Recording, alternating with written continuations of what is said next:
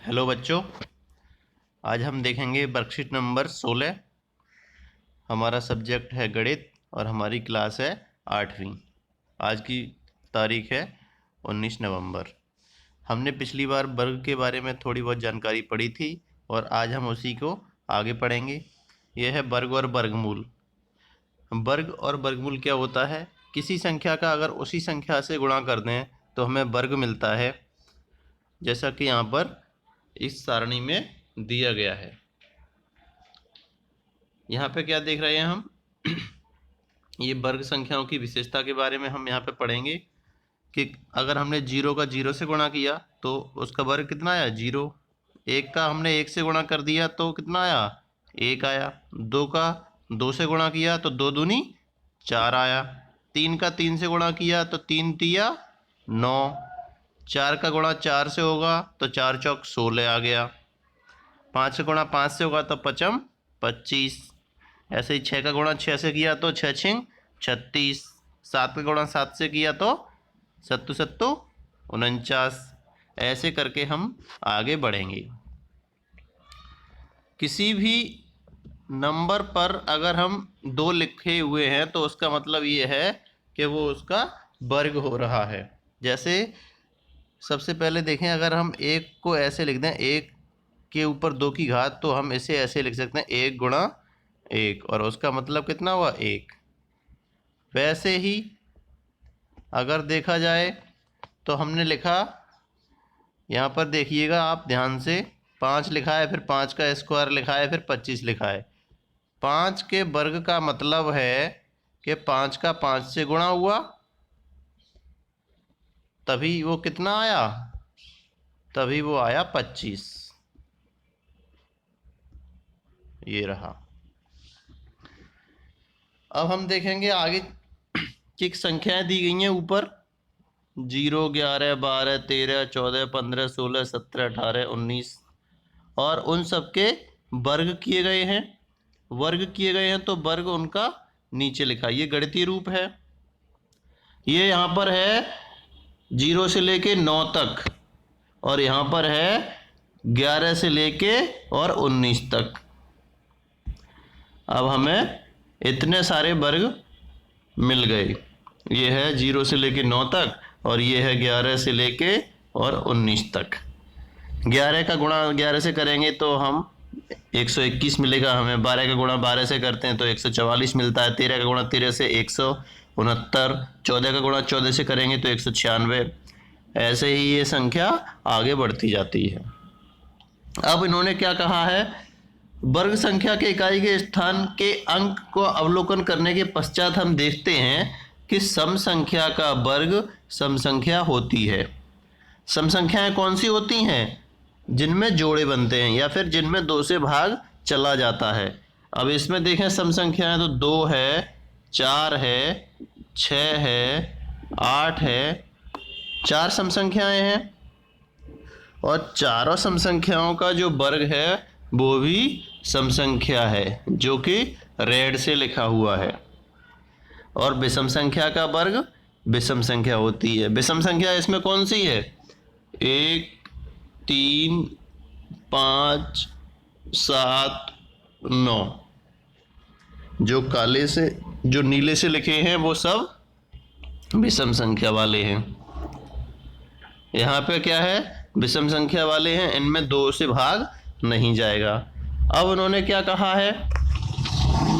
ये देखिए, रिक्त स्थानों को भरें। 31 का वर्ग उन्होंने पूछा है। 31 का वर्ग कितना होगा? अगर इसे हम सॉल्व करें तो हम क्या करेंगे? 31 का गुणा कर देंगे 31 से। 31 गुणा 31। 1 का गुणा ऊपर करेंगे 1, 1 का गुणा 3 से करेंगे 3, फिर 3 का गुणा ऊपर करेंगे 3 एकम 3 और फिर 3 तिया 9।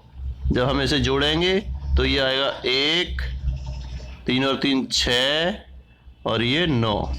ये हो जाएगा 961। ये हो गया 31 का वर्ग। इसी तरह से अगर हमसे उसने कहा कि 57 का वर्ग बताओ तो 57 का वर्ग कैसे निकलेगा? 57 में हम 57 का गुणा कर दें।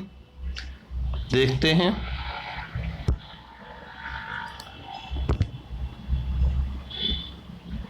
सत्तावन और ये भी 57, हमने कर दिया गुणा। 7 सत्ते 49 के 9 हासिल 4, 7 पंजे 35 और 4 39, 5 सत्ते 35, 35 के 5 हासिल 3, 55 25 और 3 28। इसे जोड़ेंगे 9, 9 और 5 14 का 4 हासिल 1, 8 और 3 11 और 1 12, 12 के 2 हासिल 1 3। ये हो जाएगा 3249, 3249। वो हम यहाँ पर लिख देंगे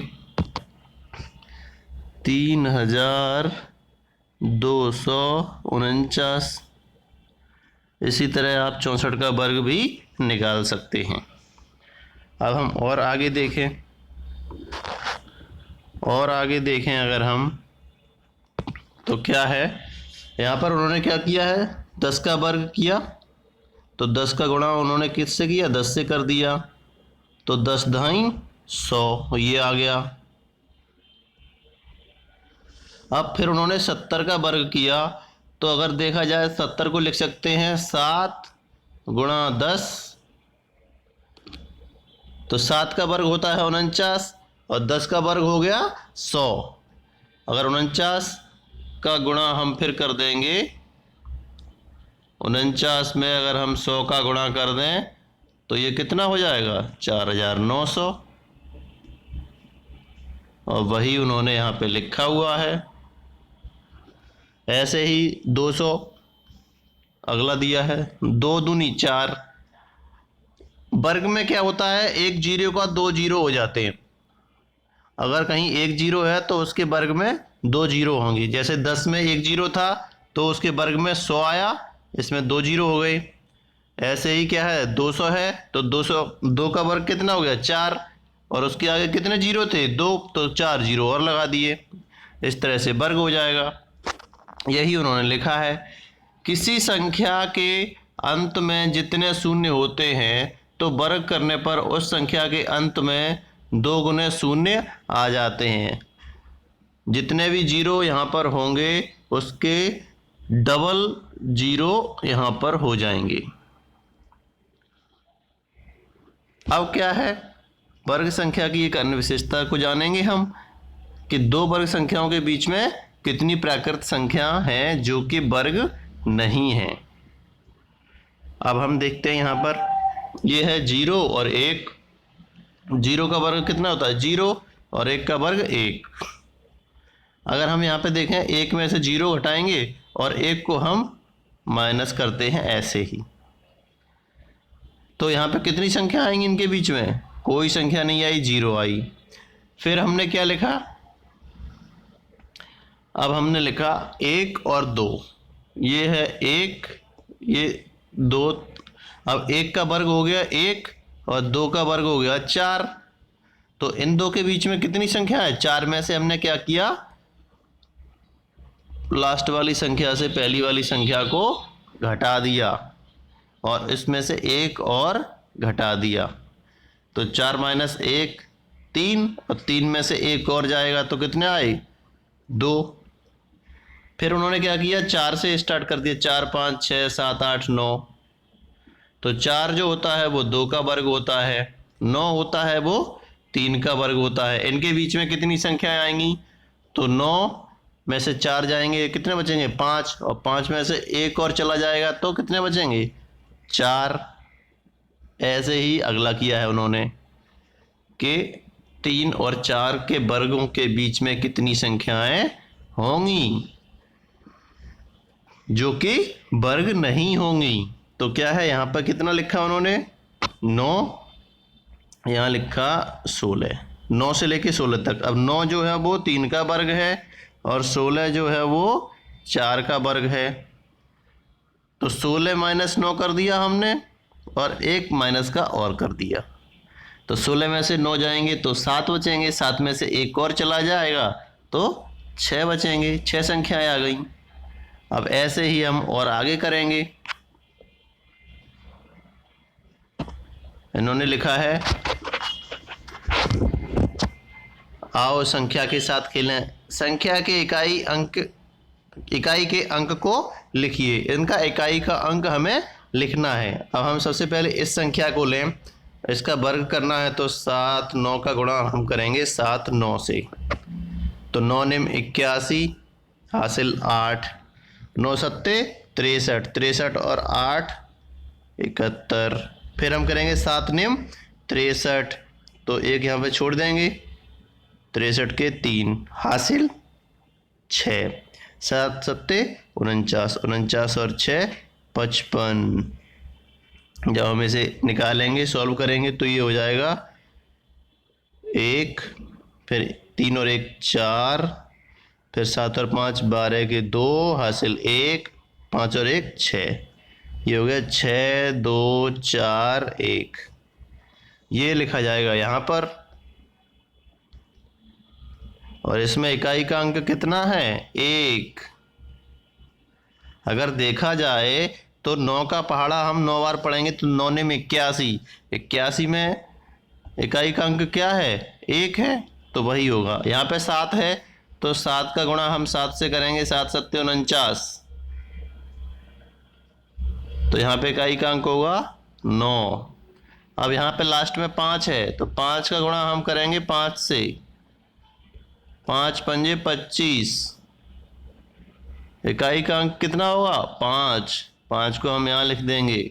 यहाँ लास्ट में कितना है 6, तो 6 का गुणा करेंगे हम 6 से, तो यह आएगा 36। इकाई का अंक कितना है 6, हम उसे यहाँ लिख देंगे। अब इकाई का अंक कितना हो गया 1 9 5 6। अब अगला सवाल उसने पूछा है कि जो संख्याएं दी गई हैं उनके बीच में बिना वर्ग वाले संख्या को लिखिए कि कितनी संख्याएं होंगी। अब देखो सबसे पहले क्या दिया है 16 और 25। अब हम क्या करेंगे, जो टेक्निक हमने यहाँ पे लगाई थी वही टेक्निक हम यहाँ पर भी लगा देंगे। हम क्या करेंगे बड़ी संख्या में से छोटी संख्या घटाएंगे और उसमें से एक और घटा देंगे। तो हम क्या करेंगे 25 माइनस 16 और माइनस 1। 25 में से अगर 16 जाएंगे तो बचेंगे 9, 9 में से एक और चला जाएगा तो बचेंगे 8। तो यहाँ पर संख्याएं होंगी 8। और अगर हम वैसे देखें तो कौन कौन सी संख्याएं होंगी 8 में 17 18 19 20 21 22 23 और 24। अब ये कितनी 1 2 3 4 5 6 7 और 8 हो गई ये पूरी 8।